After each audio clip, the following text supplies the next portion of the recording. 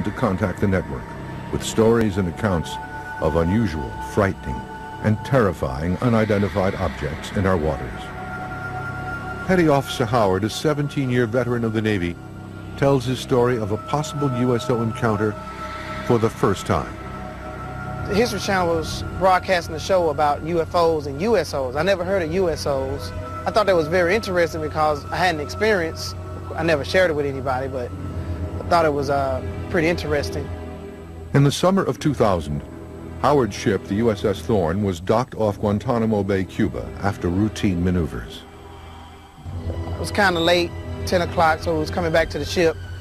I'm walking down the pier. I was pretty tired, so I wanted to get back before everybody, so I could get back and get some sleep. And the pier was pretty long. I was about 30 paces ahead of everybody. I saw like this glowing white light out of the corner of my eye. I was walking, I kind of looked to the side, and it was glowing under the water. The glowing USO initially appears about 30 yards from the pier. Howard estimates the object at almost 10 feet across. As it approaches, Howard comments he couldn't tell if the object was man-made. At first it kind of like popped up out of nowhere, like a soft white glow. As I'm looking at it, it gets brighter and brighter, and then that's when the other two lights popped up behind it. Almost formed like a triangle. It was a light here, and a light here. At first I really wasn't afraid because it was just one soft light. It just was kind of weird to me. But then when the other two lights popped up behind it, and they started moving, that's when I got kind of afraid. I was like, hey guys, come look at this, look at this. The other seamen respond to Howard's calls, but arrive too late. The USO has disappeared under the water. He has never seen anything like it before or since, and hopes to never see another. I've been out to sea for almost 17 years now. I've never seen anything like this. It was weird. Similar sightings continue to surface from the areas adjacent to Santa Catalina Channel off the coast of Los Angeles. Tomorrow, off a dive ship, we're going to go out with divers to find trace evidence of that 1992 USO sighting right here in Santa Monica Bay. June 14th, 1992, 10:24 p.m. Multiple witnesses reported seeing over 200 bright, disc-shaped objects silently exiting the water and hovering for a moment before bursting into space. Reports of this incident were phoned into local police departments as far away as Malibu. Boston Sheriff Station. Did anyone report anything strange tonight? Maybe other than one specific. Strange. Lights. Lights? Yes. What exactly happened to you? I'm ashamed to tell you because I think you're going to think I'm crazy. We saw what we thought was a bright light up in the sky. Okay. We could hear it wasn't a helicopter. I'm telling you, I have never been more frightened in my life. On March 9th, 2006, Patrick Uskert, Kevin Brune, and Julius Willis invited the History Channel along on a research expedition to seek evidence of USOs in the Santa Catalina Channel. Where, coincidentally, at 9:37 p.m. the night before, witnesses reported seeing several disc-shaped silver USOs diving into and out of the channel. Uskert, Brune, and Willis were joined on this 11-hour quest by UFO researcher and veteran sailor Captain William Burns, and by Preston Dennett, who first reported on this large-scale 1992 USO event in these waters off of Los Angeles in our previous broadcast. So we're all set today, right? You got the Geiger counter? I got all the scientific equipment You have ready all to the go. vials and everything we need? Yep, You got the collection. tanks? I got the tanks, You got I the got the underwater camera. camera? Yeah, Infrared? housing, infrared we have. Yeah. We're all set. Great. Okay, let's go. Their plan is to dive in two areas of the channel. Divers Uskert and Brune will collect samples, and Brune, a PhD and research scientist, will conduct preliminary testing on the ship and further testing later in his lab. Our mission was go down, collect samples, and basically look for any evidence of underwater UFOs. In this largely unexplored area, called the Redondo Trench, detection of USOs has been hampered by its incredible depth. in some places reaching almost 1 mile. Sonar on most ships is incapable of tracking anything this deep. Good morning, folks. Welcome aboard the Pacific Star. I guess we're going to go out to the trench this morning. Trench drops off fast, probably a 60-degree angle. Drops down to, well, my meter goes to 1,400 feet, and I can't find the bottom. We don't want to go too deep because we don't know what's there. Jump, Joe! The ship leaves Redondo Beach, California at 8:37 a.m. It heads due west into the murky waters of the Pacific. The team faces a strong breeze and heavier than normal chop. The only thing that could possibly be worse is if that wind were to pick up. Well, as we get these ground swells rolling through like this, they will stir up the bottom 70, 80 foot down. Have to bump into them down there in order to find anything. At 9:22 a.m., the team catches their first glimpse of something unusual. Look at that! Holy cow! A strange anomaly is witnessed on the surface of the water. Guys, I'm serious. Look at that. The round impression, approximately 15 feet across, vibrates constantly as it is seen to disappear as quickly as it came. Sounds crazy, but there have been a lot of UFO crashes, 40 or 50 at least. So it's entirely possible that there is some type of material down there. There's plenty of places for USOs to hide. That's the trench. The captain orders the anchor down about 2 nautical miles downrange. We're looking for a couple of things. Are there any patterns on the bottom of the water, any trace evidence that remains from the soil? Is there any radioactivity down there? Are there any strange elements? People in this area saw this craft last night. So if that craft was here last night, if that craft left the traces, our guides on the bottom are collecting those traces now and bringing them up to the surface, and we're going to see these traces be tested.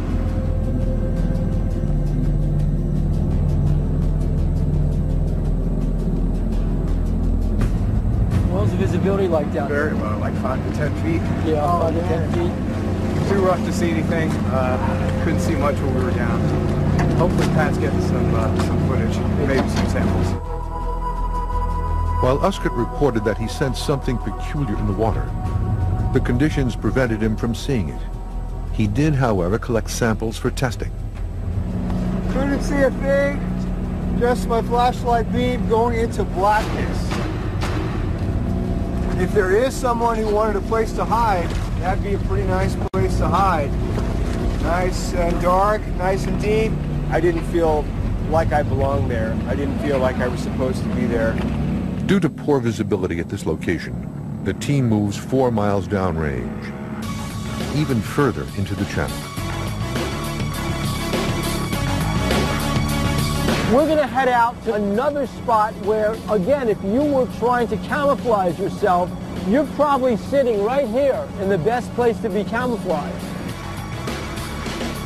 With underwater visibility of less than 15 feet at the first location, the divers prep a more sensitive camera to record evidence in this deeper area. Here's your camera. I already got it in the housing. Okay. I'll set it up so it's especially sensitive to low light. If there's anything down there, you're going to see it.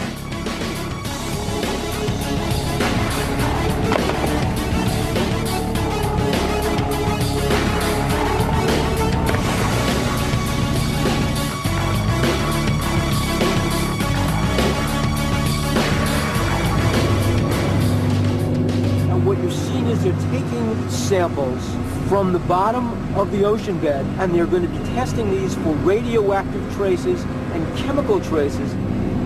USOs leave traces.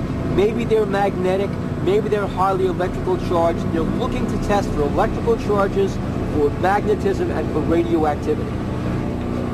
The clearer conditions at this location help the divers collect samples. And this time, they find something unusual. I'm pretty satisfied with what we collected. We're gonna check it with the Geiger counter, see if they're reading hot. Great. So just open the lid on these. Negative, this one. Whoa, you got a lot of small sample here. Wow. All right, we got something. We got something.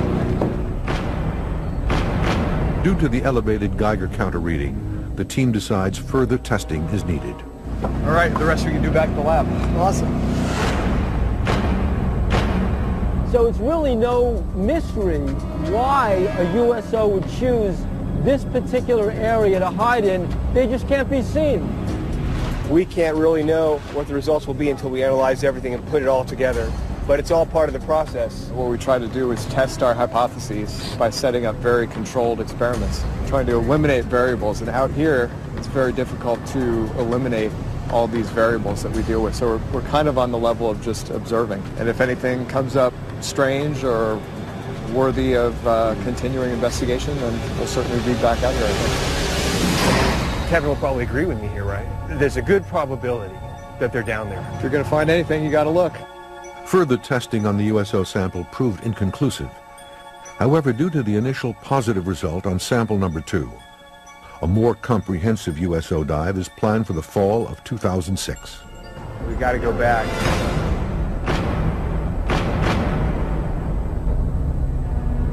Coming up, we'll open the secret files of one of America's first nuclear-armed aircraft carriers, the USS Franklin D. Roosevelt, to uncover why she continues to be at the heart of the worldwide USO controversy.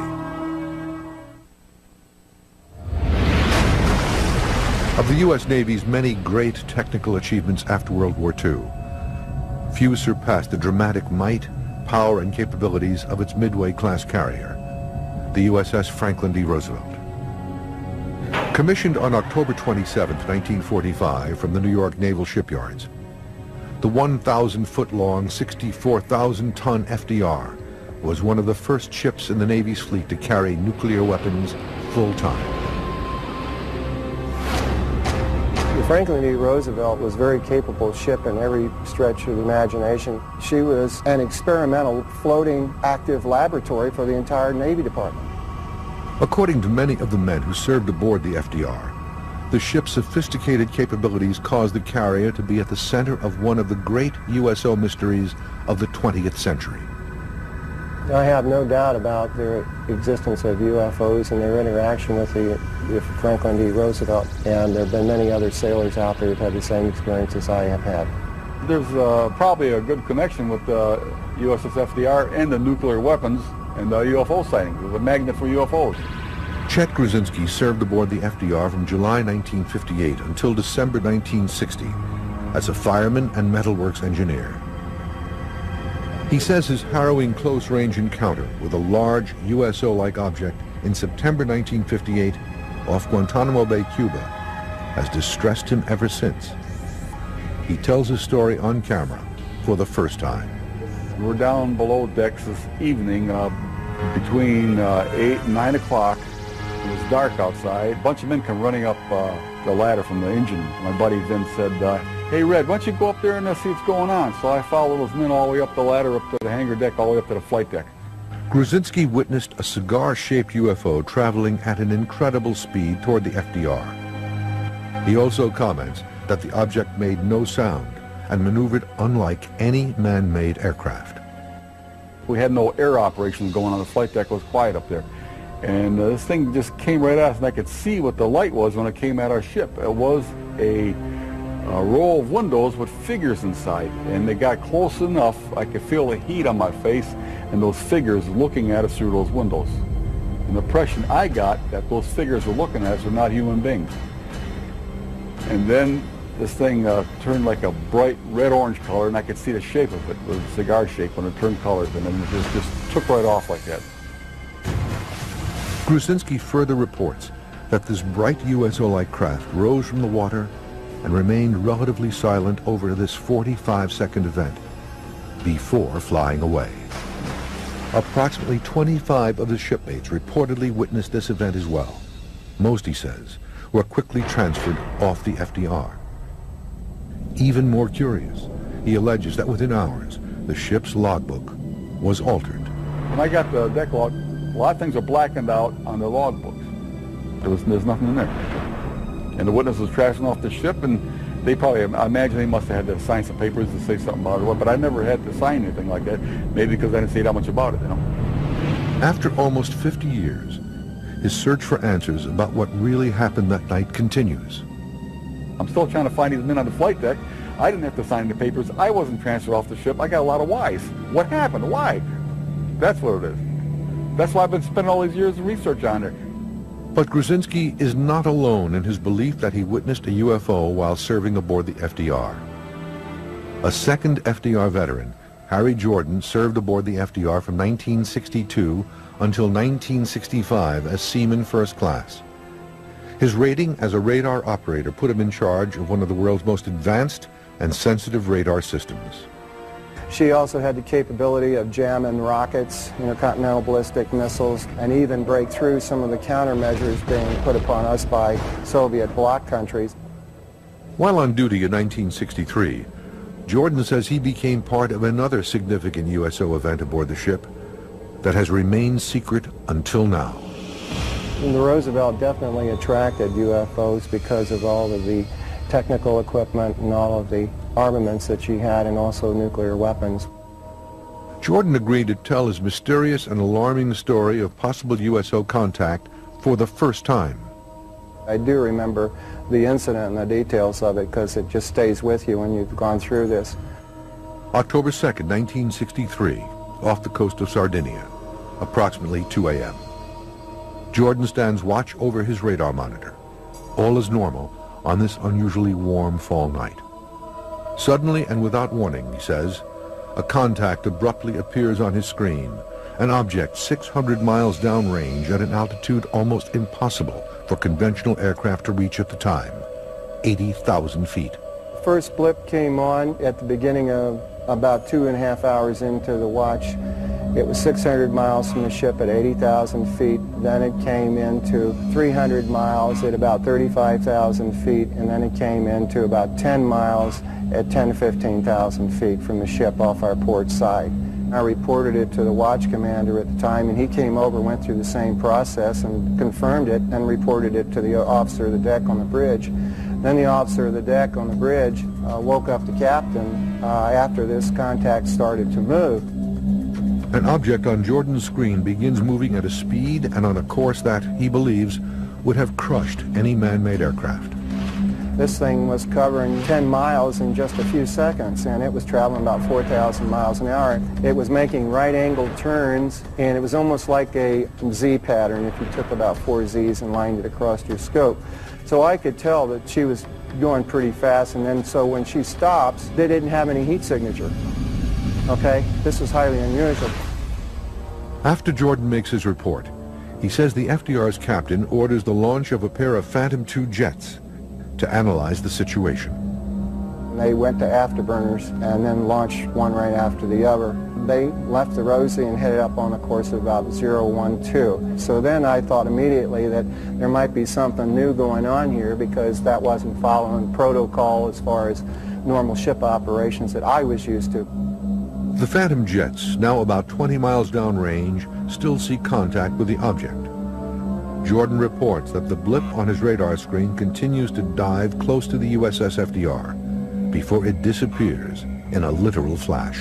It's being recorded on the view board up on the right-hand side in CIC, and then the contact winked out about 20, 30 seconds after and I could hear one of the pilots say, "What the?" That's all I heard. Moments later, he says, as quickly as it disappeared, the target returns, but now it's bigger and closer.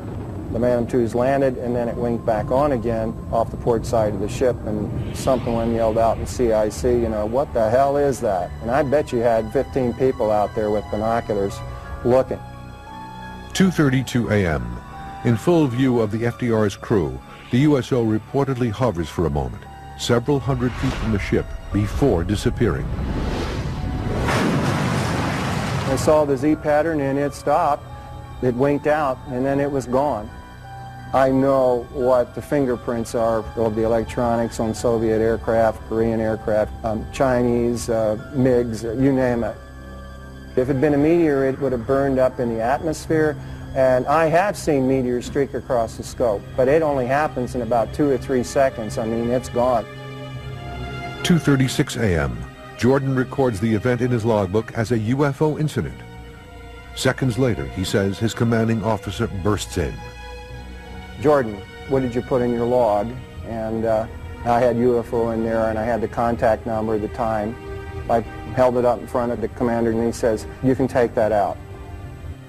My commander acknowledged to me in not so many terms that, yeah, Jordan, that's what it was, but no, Jordan, nobody else is to know.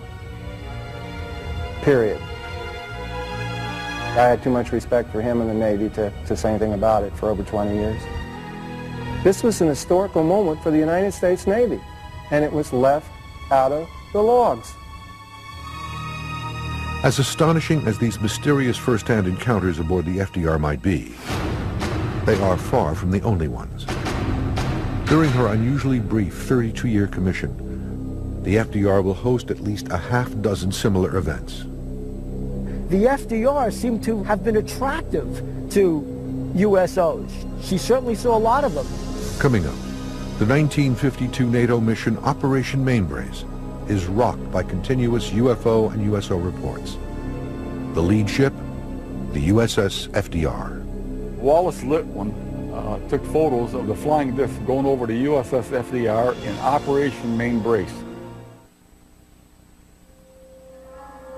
And I've interviewed 3 people separately who have been on the FDR where large UFOs have been seen over the ship, observing it, making its presence known, and at times interfering with what appears to be some of the electronics on the ship. The Franklin Delano Roosevelt was the first aircraft carrier to carry nuclear weapons, and UFOs seem to be drawn to anything that's nuclear related. The first instance of this occurring was in the North Sea off England on NATO operations. September 1952. NATO initiates Operation Mainbrace, the first cooperative multilateral maneuvers since the war. The FDR was part of a NATO fleet exercise off Denmark called Operation Mainbrace. The FDR and the RAF and British aircraft carriers were witnesses to one of the most incredible multiple USO sightings in history. The Ministry of Defense in the UK actually wrote it up as a USO sighting. The exercise involves 200 ships, 1,000 planes, and over 80,000 men from its member nations in the waters near Denmark. As one of the largest and most advanced ships of the time, the USS FDR leads the way. She was part of a task force that was sealing off the Russian submarine access through the North Sea into the Atlantic. Extremely important because what if there had been a USO base underneath the North Sea in that area north of Europe? We were surveilling them, they were surveilling us. September 13th, 1952. The Danish destroyer Willemoes is in the Baltic Sea north of Bornholm Island. Lieutenant Commander Schmidt-Jensen and several crew members reportedly see a luminous triangular-shaped object moving at high speeds above the water, in close proximity to the main fleet. The bluish object travels westward and suddenly turns southeast, directly toward the FDR. Over the next week, there are several more sightings stretching from Denmark back to the Air Operations Command bases in Scotland. September 20th, 1952, 7:30 p.m. 3 Danish officers reportedly observe a shiny disc-shaped object rise from the water and pass over them, again headed toward the NATO fleet and the FDR. The fast-moving metallic UFO heads east and disappears into the cloud layer. September 21st, 1952. Less than 24 hours later, 6 British pilots above the North Sea spot a shiny spherical object rising from the water and stealthily approach the fleet's location. They reportedly give chase, but the swift-moving object evades their pursuit. FDR veteran Jordan says that he spoke to a witness over 40 years ago. They had a sonar contact from 3 or 4 destroyers, and they couldn't figure out what the hell it was because it was moving with them, and the damn thing was like a quarter mile wide, and it came up out of the water, and when it did, it dinged one of the ships, and that was later reported as a collision between 2 destroyers. And he says that's not what happened, because he went up and he said this damn thing came up out of the water and flew up. According to reports, all of these sightings share a similar eerie trait. The witnesses uniformly feel that these USO objects, whatever they might be, are actually observing the naval exercises at close range. After Operation Mainbrace, there were so many sailors who saw the objects, and airmen from the RAF that saw the objects. This wasn't just 1 or 2 people. These were crew members on the USS FDR. So this is one of those very famous multiple sightings where everybody saw these objects. One journalist aboard the USS FDR during the operations had perhaps the very best view of this reported swarm of USO activity through his camera lens. September 20th, 1952, 11 a.m. Several crewmen witnessed yet another fast maneuvering spherical USO rise from the water to the sky just behind the fleet. Journalist Wallace Litwin, on board the FDR documenting the operation, points his 35mm Canon camera at the horizon and quickly snaps 2 images of a fast-moving disk that seemingly defies all laws of gravity. The images were believed to have been studied by the Navy, but no official report was ever filed. Wallace Litwin took photos of the flying disc going over the USS FDR in Operation Mainbrace. And I got copies of his photographs in there. It shows the object going over the ship, and you see the ship's superstructure and part of a wing of an airplane. Just like a bright light going over a ship with the photos show, but they said it was like a disc light, some of the witnesses. USO sightings aboard the USS FDR during Operation Mainbrace were not exclusive to enlisted men and non-coms. Some believe that General Dwight Eisenhower may have even witnessed similar objects as a guest aboard the FDR. I have heard reports that Eisenhower was on the FDR when one of these sightings occurred.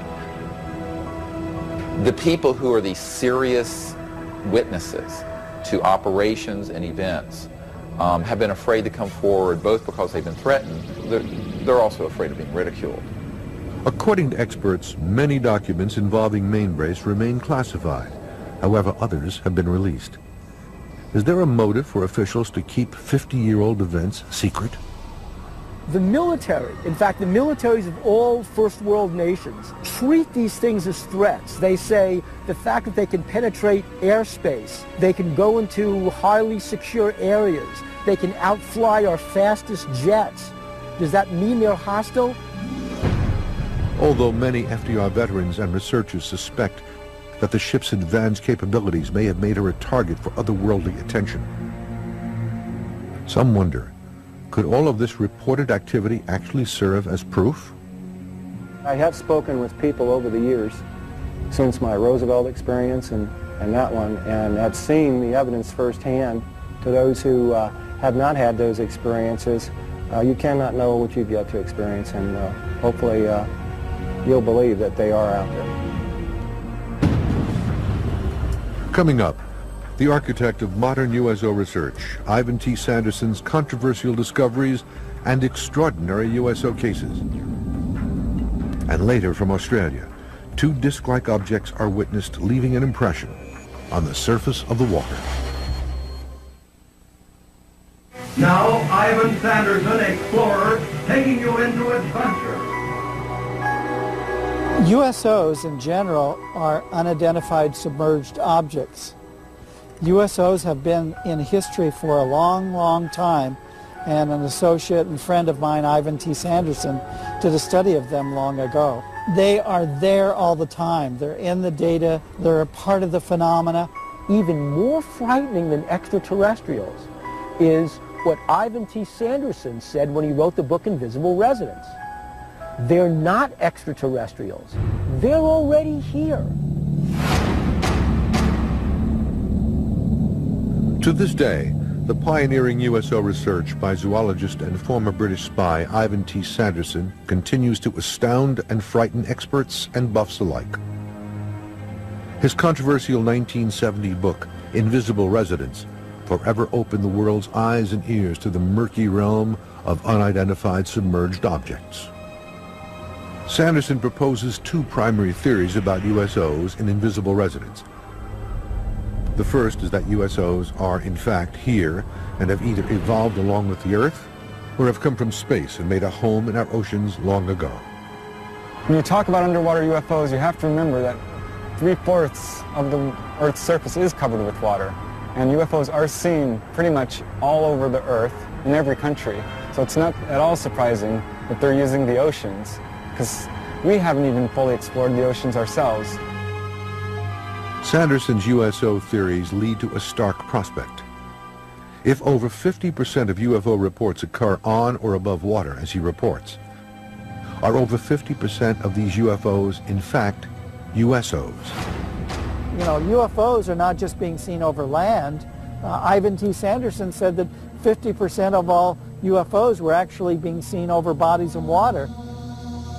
Do USOs mean that living underneath the surface of planet Earth is a whole civilization of creatures, entities, aliens, for whom Earth is home, just as it's home for us on the surface?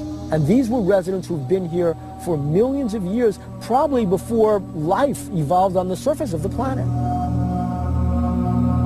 As evidence of his second theory, Sanderson says there are several crucial points across the Earth, together forming an unseen invisible map, triangles that he refers to as vile vortices. By locating the areas where ships and aircraft reportedly disappear, Sanderson realized that the USO sightings correlate almost perfectly with the triangles on Earth, where it is believed that strange magnetic anomalies occur. He wondered if some of these unusual spaces, whether they were called triangles or, you know, vortices or whatever, might have unusual animals, might have USOs coming in and out of them. Sanderson's vortices theory has a terrible dark side as well. The major areas of anomaly are the areas located in some of the most treacherous water regions on Earth. Ivan Sanderson did a latitudinal study and found out that there is a line around the planet in which geographic north and magnetic north merge. And these are areas that have a great deal of lost vessels, lost planes, and manifestations of objects. After 17 years of research, Sanderson came to one startling conclusion. There is a clear link between the high number of USO reports and the areas of unusual gravitational or vortic poles on Earth. The specific areas where the two intersect are the mysterious triangle regions off Bermuda, Japan, and Australia. I think it's about time that somebody does go into this thing, instead of just sitting sadly and saying it doesn't exist, or saying it's a forgery, go ahead and prove it. According to Sanderson, this link is no coincidence. He believes that the unusual magnetic hotspots on Earth and high number of USO sightings are connected, and for a reason. In fact, some USO researchers have interpreted the vortices as likely locations of USO bases. Where he began to think about underwater bases. Are they aliens from outer space? Are they really interacting with us? And I believe that over time, at various times, there have been concentrated areas of extraterrestrial facilities that are based underwater, very deep and undetectable, where they've been observing what we're doing. USOs might be indigenous to planet Earth. They were even here before we were. A remarkable yet virtually forgotten USO case from Sanderson's research is the mysterious St. Andrew incident off the coast of Nova Scotia, Canada, on October 30th, 1906. One of the great cases from the early part of the 20th century is the SS St. Andrew. She was a vessel that was crossing the Atlantic on her way to Hamburg. She was off Halifax when not only her crew, but passengers aboard that ship sighted a UFO. Sanderson reports that at 4:30 p.m. the ship was bombarded by a huge flaming object that zigzags through the sky, falls into the water, and disappears. But according to his reports, it couldn't have been a meteor, because meteors do not zigzag and move with apparent intelligent control.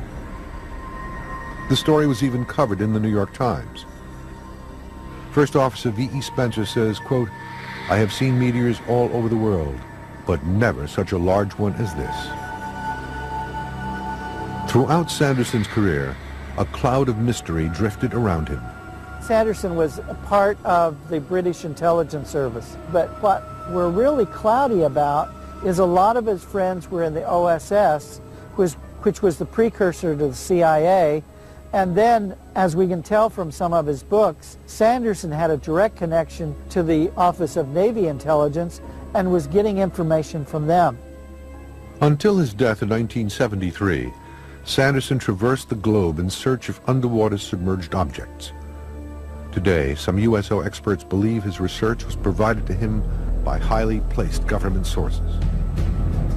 Many of us wonder, was Sanderson still in the intelligence services?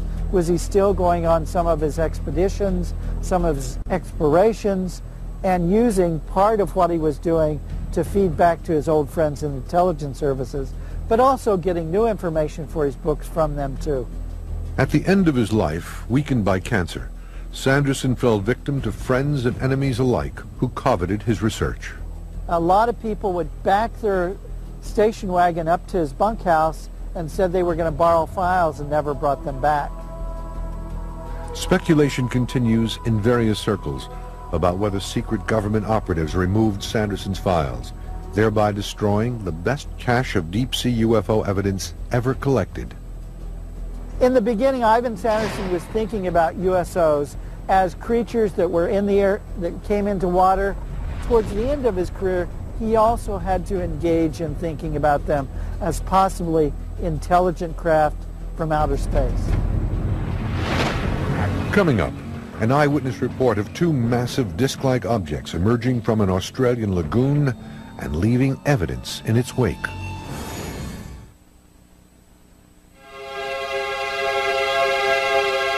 According to experts, one of the most impressive traits of USOs is their ability to affect, change, and displace the surface of the water, in much the same way that UFOs in our skies reportedly generate similar crop circles on land.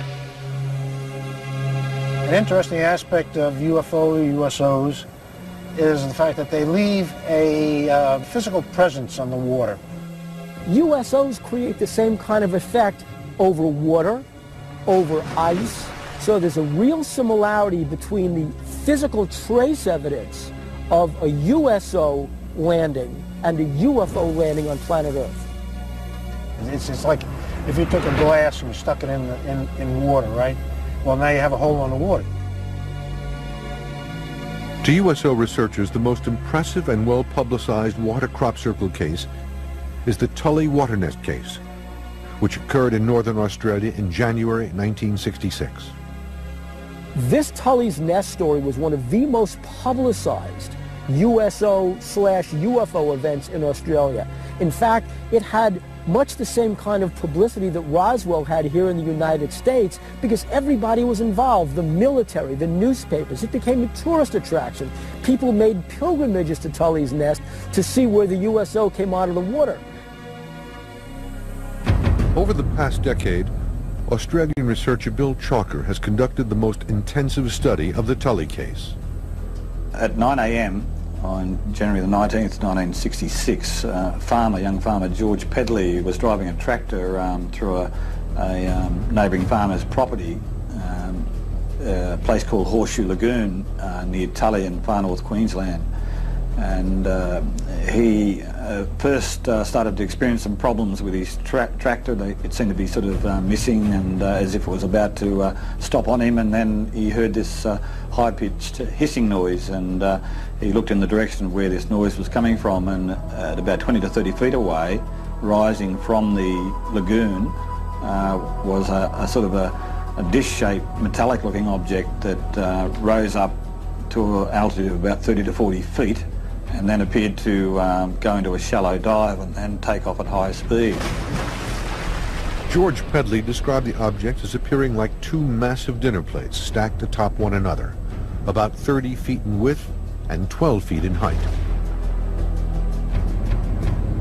It was a media sensation for quite a number of weeks, with sort of correspondents appearing, giving kind of on-the-spot reports, and there was even international coverage of it, and it was described in the press as a flying saucer nest.